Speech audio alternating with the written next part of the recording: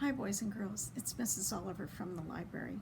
Today I'm going to share with you the second book in the California Young Reader Contest picture book for older readers, and that's called 6 Dots. 6 Dots, a story of young Louis Braille by Jen Bryant and illustrated by Boris Kulikoff. On the day I was born, Papa announced me to the village. "Here is my son, Louis." The neighbors came, clucking their tongues, whispering, "Too small, he won't survive." But I did survive. I was a curious child, and my eyes studied everything. Maman's gentle face, lace draping my cradle, the smooth shape of a bread loaf on the table. I grew strong and healthy. And when I rode to the baker's on my brother's broad shoulders, or fed the chickens with my sisters, the villagers waved and smiled. "So handsome," they cried. "And clever too," my sisters said. At 3, I knew everyone in Couvray by name. I counted the eggs in my sister's basket and the sparrows in the trees. I repeated stories I heard, word for word.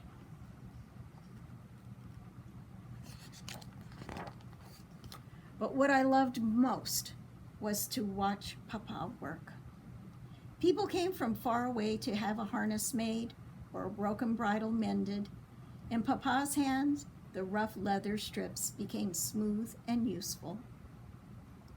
I wanted to be just like him, but when I reached for a tool, "N'y touche pas." "Don't touch that," Papa warned. Then more gently, "You're too small yet, Louis. Wait until you're older." Too small? Those words. I wanted to be bigger, stronger, older. Perhaps if I showed Papa what I could do. The leather was smooth, the awl was sharp. I knew just how to... "Papa! Papa!" My life changed that day. A healer bandaged my eye. Again I heard, "N'y touche pas," don't touch. But the bandage itched so much. My hands, like the sparrows in the trees, were small and quick. I couldn't keep them away.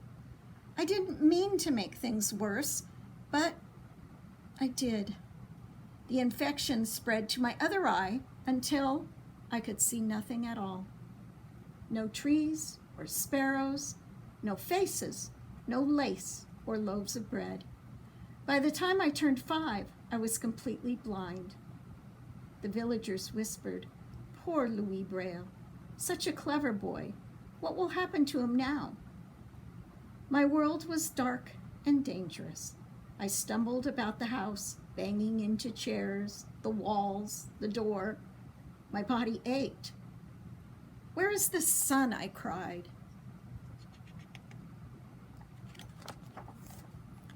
But the sun did not come. I sat by the window, training my ears to do what my eyes could not. Clang, bang, gish, gish. That was Papa in his shop. Swoosh, swish, swoosh, swish. Long-skirted ladies hurrying to market. Clomp, clomp, clomp, stomp. Soldiers marching down the street. Grr, grr, ruff, ruff, grr. The neighbor's angry dog chained too tight, alone in the dark. I knew just how he felt. My family did what they could. Papa made me a wooden cane, and each day I walked a little farther. Tap, tap, tap, tap, tap, tap, counting the steps between the house and the garden, the vineyard and the chicken coop, the bakers and the millers, and back to Papa's shop. My brother taught me to whistle, "Freep, freep, froo," and when the sound echoed back, it warned me of things in my path. My sisters made a straw alphabet. Papa made letters with leather strips or by pounding round top nails into boards. With Mama, I played dominoes, counting the dots with my fingertips.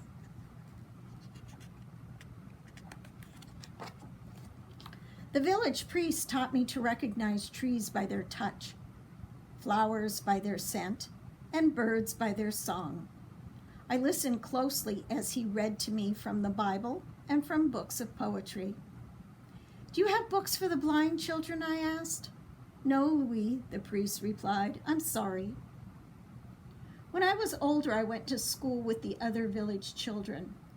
All day, as they wrote down words and numbers or read out loud from printed pages, I sat in the front row listening and memorizing. "Do you have books for the blind children?" I asked again. "No, Louis," the teacher replied. "I'm sorry." But I didn't want people to feel sorry for me. I just wanted to read and write on my own, like everyone else.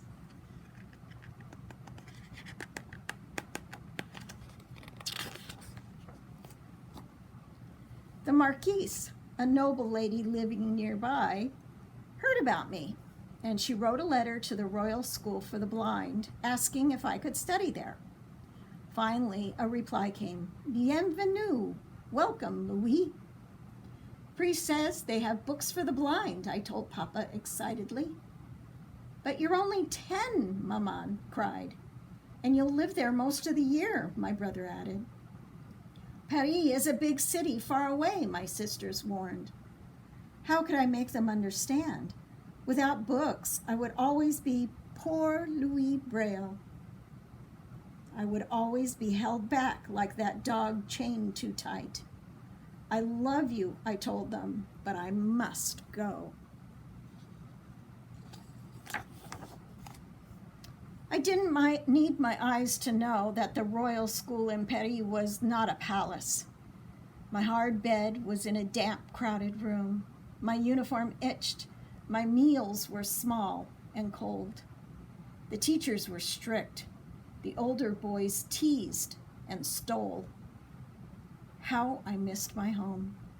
And yet, I stayed.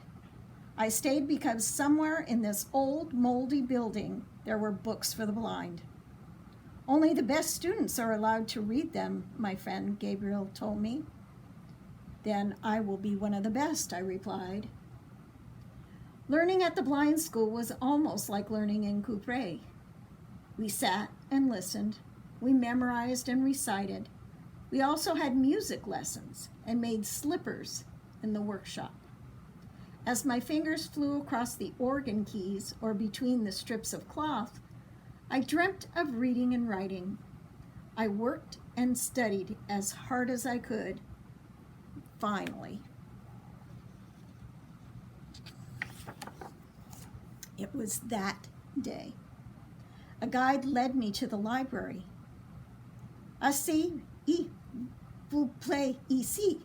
Right here, sit here, he commanded. There was a shuffling grunt and a scraping and a thud. "Voila, there it is," he said. "Just trace the raised letters with your fingers." It was a long reach to the top of page 1. My fingers traced the outline of each letter, just as I'd done in Couvray with the straw and leather. But these waxy letters were huge. After reading the first sentence this way, my hand was halfway down the page. A few sentences more, and I had to turn the page. A few more sentences, 2 more pages, and then the end. "C'est tout? Is that all?" I asked. "There are more," the guide replied, "but they're just like this one. Words as large as my hand, sentences that took up half a page." I sighed. Even if I read 100 books like this, how much could I learn? I skipped supper. I lay in bed, wishing that I was home. And when I finally fell asleep, I dreamt that the neighbor's angry dog broke free, and he ran to me and licked my face until I laughed and laughed. "Louis, Louis, lève-toi, get up." Gabriel shook me awake. It was morning. The headmaster wanted to see us. Let's go. Allons. Everyone had gathered in the big room. Dr. Pignet spoke. A French army captain has invented a code to send secret messages during battle. The code is read by touch, not by sight, so we might use it here too. You're each holding a message written with patterns of dots, the headmaster continued. Each pattern stands for a sound, such as O, or in, or ch.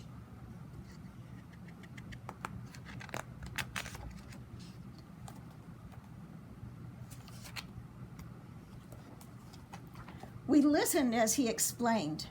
It wasn't easy. There was a lot to remember. Flipping my paper over, I moved my fingers from left to right, feeling the dots. Fall back, I shouted, and everyone laughed. It was a battle order, of course. But now my heart pounded with hope, and I asked for another.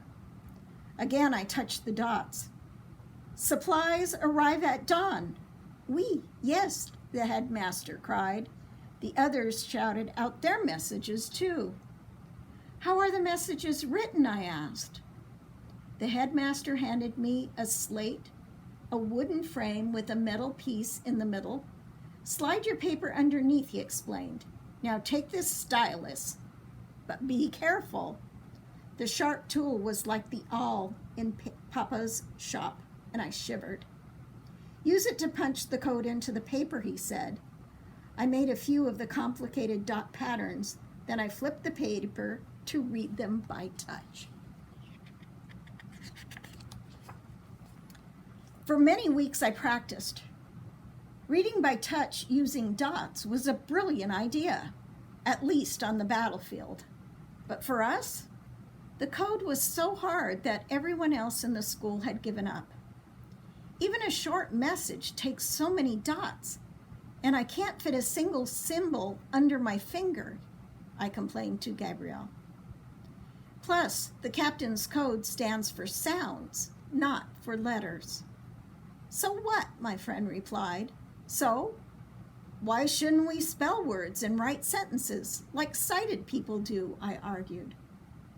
This code was a start, but it wasn't nearly good enough. We, the blind, were still held back.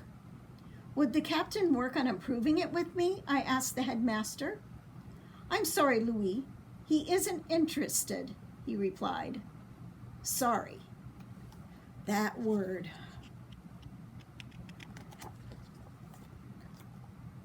Long ago, I had watched Papa take leather strips and make them useful. Now I knew what I had to do. Late at night, while the others slept, I bent over my slate and punched the pages. I tried hundreds of ways to simplify the captain's code. I worked until my back was stiff and my fingers ached. Often, I fell asleep a few minutes before morning. A year passed, then another, and another. That winter, I turned 15. I was often sick, but I couldn't rest.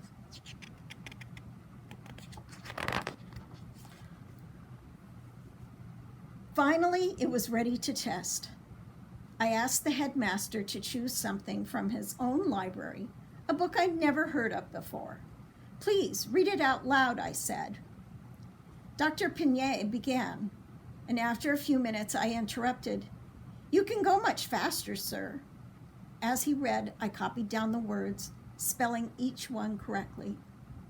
My new code used just 6 dots, arranging them in 2 columns like dominoes. Each dot pattern stood for a letter of the alphabet. Fini, said Dr. Pignet when he finished the end of the chapter 1. Finished. I turned my pages over. Reading by touch, I recited the entire chapter. Louis, tu l'as fait, you did it, he shouted.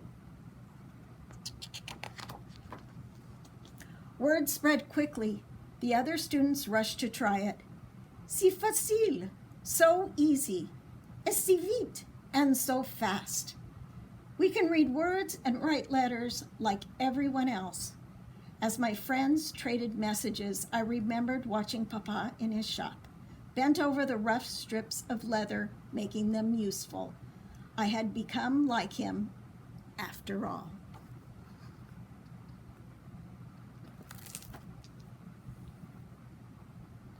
Bye, boys and girls.